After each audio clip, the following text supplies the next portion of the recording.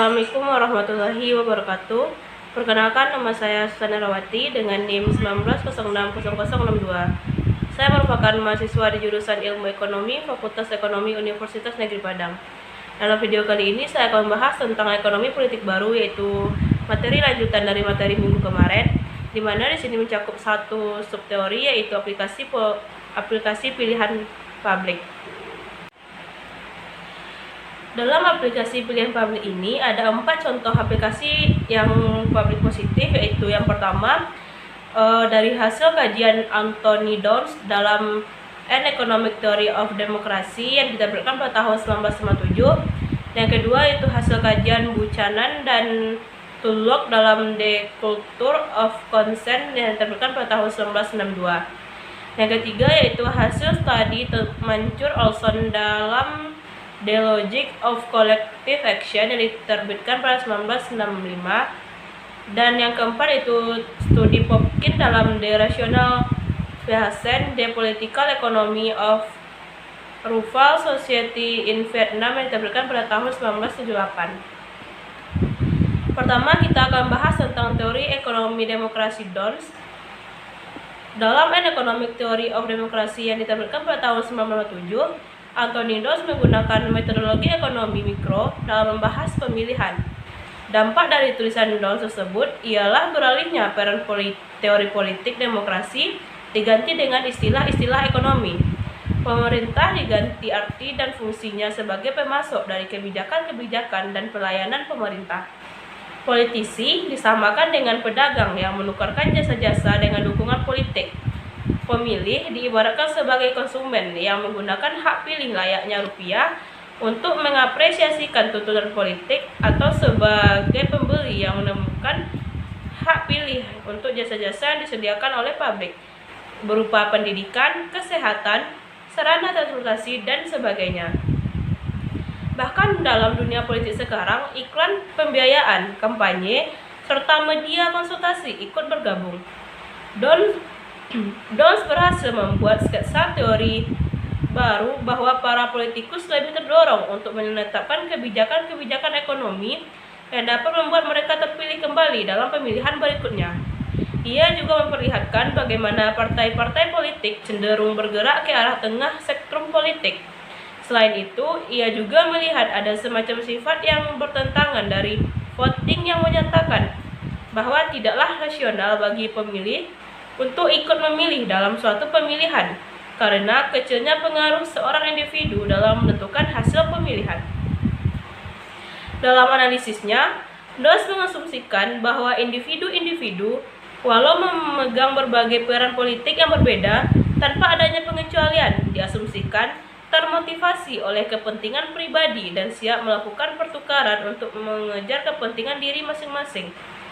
Dalam pemilu ada log rolling atau vote trading. Misalkan Partai A ingin memenangkan konstitusinya dengan lebih memprioritaskan pembangunan jalan, sedangkan Partai B ingin pula menyenangkan konstituennya dengan memprioritaskan peningkatan anggaran pendidikan. Jika kedua partai ngotot memperjuangkan kepentingan masing-masing, bisa-bisa keduanya gagal dalam menyukseskan program-program mereka. Oleh karena itu, lebih baik dilakukan. Selanjutnya yaitu teori yang kedua, yaitu kalkulasi politik Buchanan dan Tulloch. Selain tulisan Anthony Dons, karya lain yang lebih populer adalah hasil kerjasama antara James Buchanan dengan Gordon Tulloch dalam The Calculus of Consent yang diterbitkan pada tahun 1962. Mereka secara eksplisit menjelaskan bahwa pilihan-pilihan ekonomi dan politik tidak dapat secara tajam dibedakan, dan bahwa proses-proses ekonomi dan politik satu sama lain saling mempengaruhi. Adapun tantangan bagi ahli-ahli ekonomi politik adalah bagaimana membuat model dari sekian banyak institusi politik dan ekonomi dengan menggunakan peralatan-peralatan teoritis yang sama. Menurut Ordesok pada tahun 1994, karya Buchanan dan Tulloch merupakan batu pijakan dalam penelitian ekonomi politik.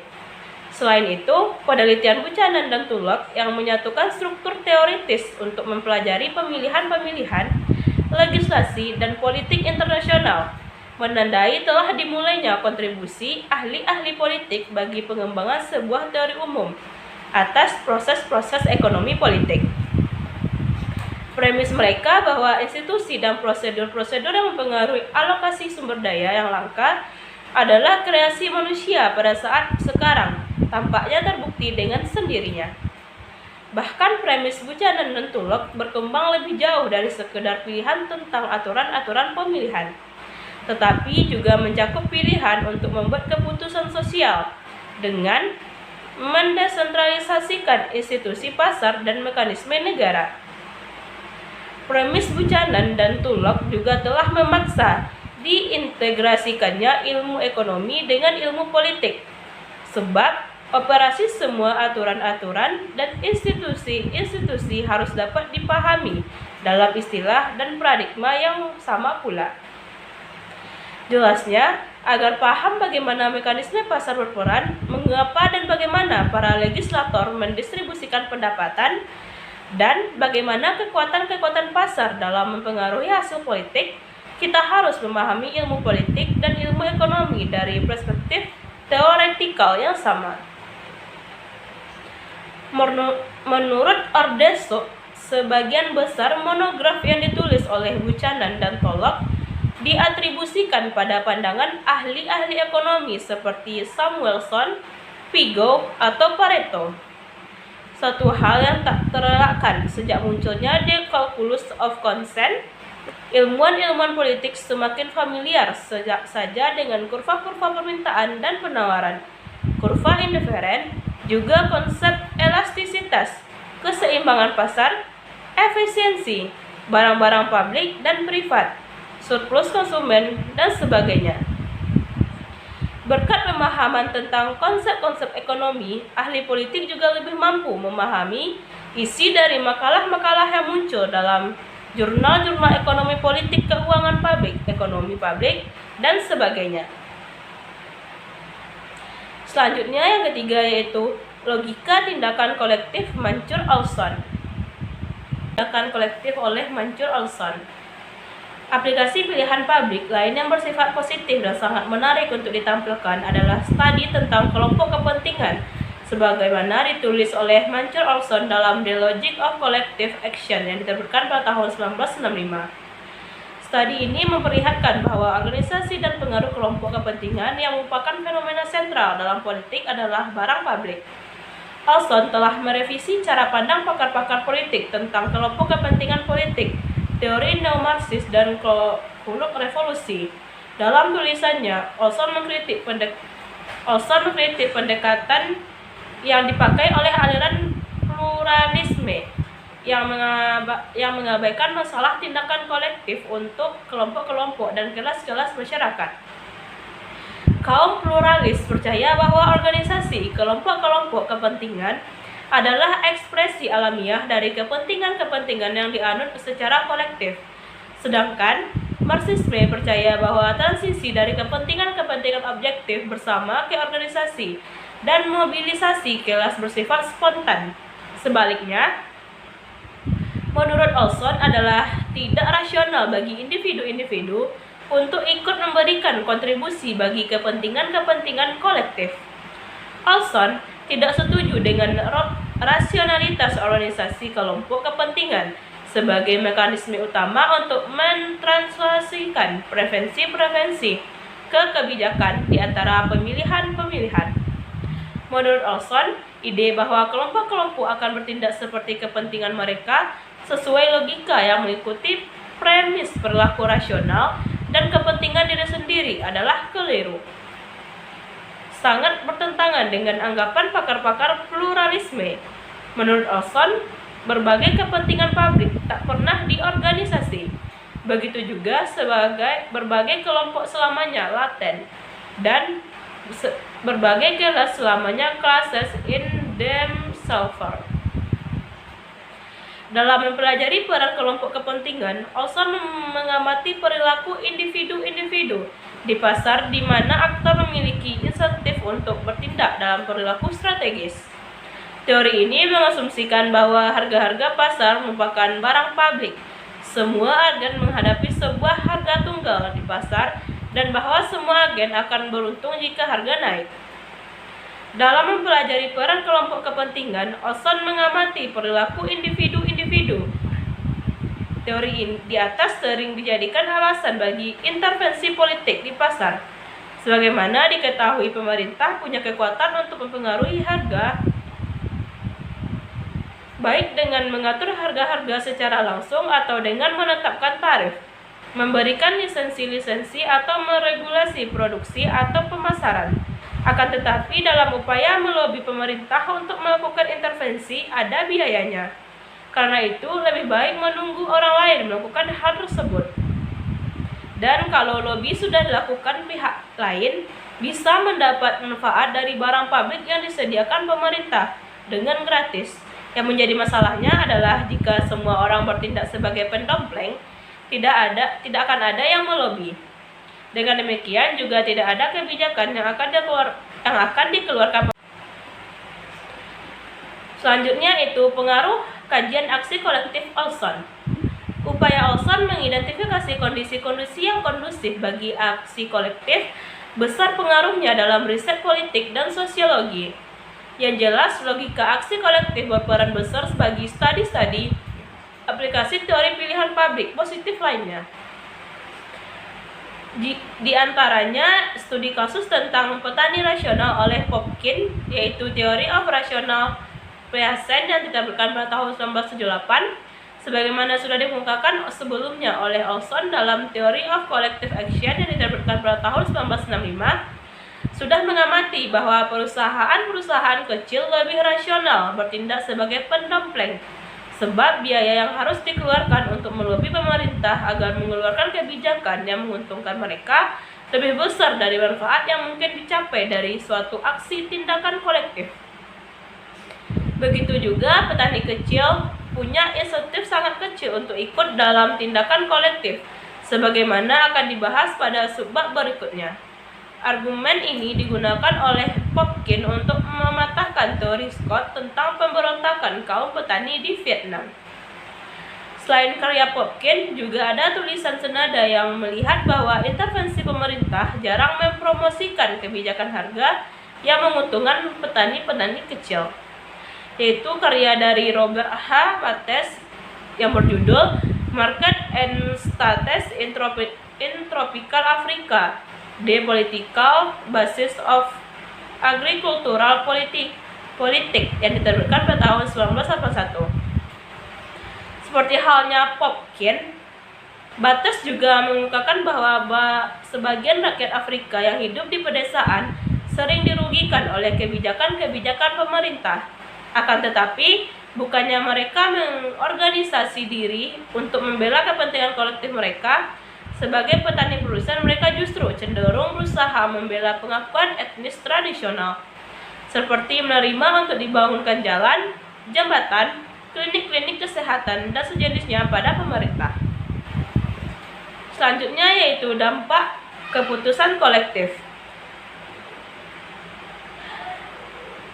Diilustrasikan oleh Samuel dan Nordus dalam buku mereka yang berjudul Economic tahun 1995. Untuk penyederhanaan, misalnya masyarakat terdiri dari dua kelompok, yaitu kelompok A dan B. Kedua kelompok tersebut bisa terdiri dari kelompok si miskin, si kaya, dan kelompok industri dan pertanian. Untuk tujuan analisis, kelompok tersebut terdiri atas kelompok yang partainya menang dalam pemilu, yaitu kelompok A, dan kelompok B yang diasumsikan sebagai partai yang kalah dalam pemilu. Dan dampak kebijakan kolektif terhadap kelompok A dan kelompok B banyak sekali. Di antaranya ada 3 yang dijelaskan di sini. Yang pertama yaitu bisa jadi terjadi kesejahteraan kedua kelompok makin membaik, dan yang kedua kesejahteraan kedua kelompok justru makin buruk, atau bisa jadi kesejahteraan kelompok yang satu lebih baik dari kelompok yang lainnya, atau kelompok satu itu lebih sejahtera dan menurunnya kesejahteraan dari kelompok B. Selanjutnya, teori yang terakhir yaitu teori petani rasional oleh Popkin. Salah satu aplikasi ekonomi politik baru, khususnya menurut perspektif pilihan publik, Yang paling populer dalam kelompok masyarakat petani di negara-negara dunia ketiga adalah hasil tentang studi Samuel L. Popkin dalam The Rational Peasant, The Political Economy of Rural Society in Vietnam yang diterbitkan pada tahun 1978. Hasil penelitian Popkin tersebut ingin menjembatani pemikiran-pemikiran para ahli ekonomi untuk diterapkan dalam konteks non-pasar. Selain ini, para ahli ekonomi aliran utama hanya mencurahkan perhatian untuk memecahkan masalah ekonomi pasar, tetapi mereka tidak memberikan perhatian yang sebanding untuk konteks institusi-institusi non-pasar. Disinilah teori pilihan publik diharapkan berperan. Oleh Popkin, pendekatan pilihan publik dipakai untuk mempelajari institusi-institusi ekonomi non-pasar dan perluasan dari metode ekonomi mikro terhadap institusi-institusi non-pasar tersebut. Pendekatan pilihan publik dimanfaatkan karena dinilai mampu mengaplikasikan model-model ekonomi ke bidang sosial, termasuk ke institusi-institusi pedesaan dan pertanian tradisional di negara-negara berkembang. Berkat karya Popkin tersebut, pendekatan pilihan publik menjadi semakin aplikatif untuk mempelajari dan menganalisis fenomena-fenomena ekonomi dan politik yang terdapat di negara-negara berkembang yang masih bertumpu dan pada pertanian dan pedesaan. Tulisan Popkin tentang petani rasional di Vietnam sangat bertentangan dengan karya James C. Scott yang berjudul The Moral Economy of Peasant Rebellion and Subsistency in South East Asia yang diterbitkan pada tahun 1976, yang berusaha mempelajari perilaku petani di Indonesia. Menurut Popkin, aliran ekonomi moral termasuk di dalamnya pandangan J.K. Scott keliru dalam memahami masyarakat petani prakolonial dalam menganalisis respon petani terhadap kapitalisme. Scott juga dinilai keliru dalam memahami huluk dari revolusi yang dilancarkan petani, dan bahkan juga salah dalam memahami pengambilan kebijakan di Indonesia. Popkin mempercayakan asumsi-asumsi, analisis-analisis, dan kesimpulan dari hasil studi yang dilakukan kelompok yang disebut aliran ekonomi moral. Selanjutnya kita akan membahas tentang pandangan ekonomi moral Scott.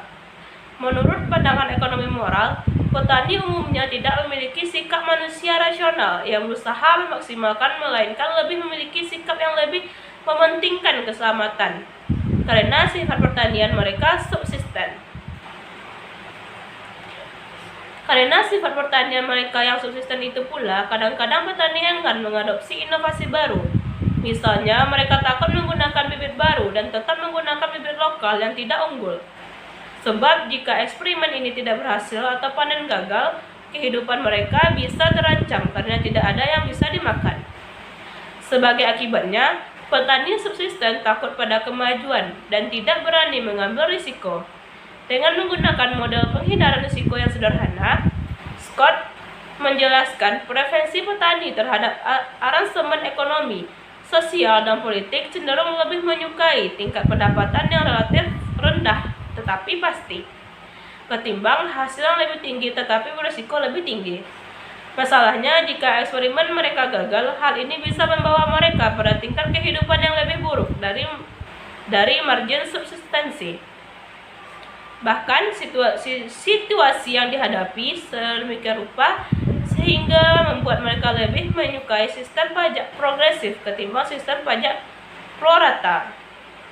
Selanjutnya kita membahas tentang resep Popkin untuk memajukan petani. Menurut Popkin, cara terbaik untuk membantu petani bukan dengan nilai-nilai moral yang mengajarkan kekompakan senasib, sepenanggungan di antara petani, melainkan dengan memperkenalkan individualisme dan pilihan individu sehingga mereka bisa memilih alternatif terbaik untuk meningkatkan kesejahteraan mereka.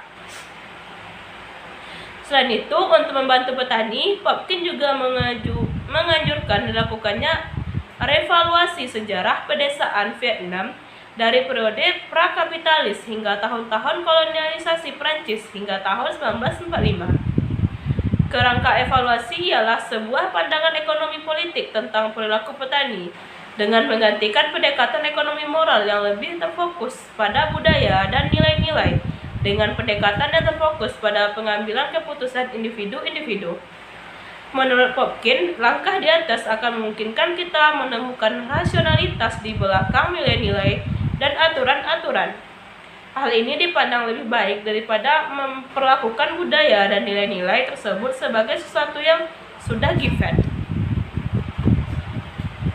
Dari banyaknya pujian dan capaian yang dicapai oleh Popkin, ada kritik terhadap kebijakan Popkin tersebut. Walau banyak pakar sosial yang memuji pandangan Popkin, dalam The Rational Reset, kritikan bukan tidak ada. Kritikan yang muncul antara lain terhadap pandangan tentang ekonomi moral, tentang pendekatan ekonomi politik yang digunakan, dan tentang aplikasi pendekatan terhadap masyarakat petani di Vietnam. Dari pandangannya tentang ekonomi moral, banyak yang mempertanyakan, apakah pandangannya tentang ekonomi moral akurat? Dan apakah kritikan terhadap ekonomi moral adil dan relevan? Dari segi pendekatan ekonomi politik yang digunakan, orang mempertanyakan apa pendekatan tersebut koheren dan berguna, dan apa pendekatan ekonomi politik tidak memiliki kelemahan. Tentang aplikasi pendekatan terhadap masyarakat petani Vietnam, orang mempertanyakan apa interpretasi yang dapat diberikan terhadap perilaku individu petani tersebut. Selain itu, bagaimana hubungan antara penduduk desa dengan pihak luar? Popkin dinilai terlalu menyederhanakan posisi Scott sewaktu ia mengkritik ekonomi moral yang dikembangkan oleh Scott sebagai amalgamasi dari pemikiran-pemikiran Durkheim, Rousseau, dan Good Samaritan. Popkin dinilai salah dalam menafsirkan moralitas kehidupan desa prakapitalis. Baiklah, hanya sekian yang dapat saya sampaikan pada pertemuan kali ini. Semoga yang saya sampaikan bisa bermanfaat bagi yang mendengarkan. Mohon maaf apabila terjadi kesalahan dan terima kasih atas perhatiannya. Wassalamualaikum warahmatullahi wabarakatuh.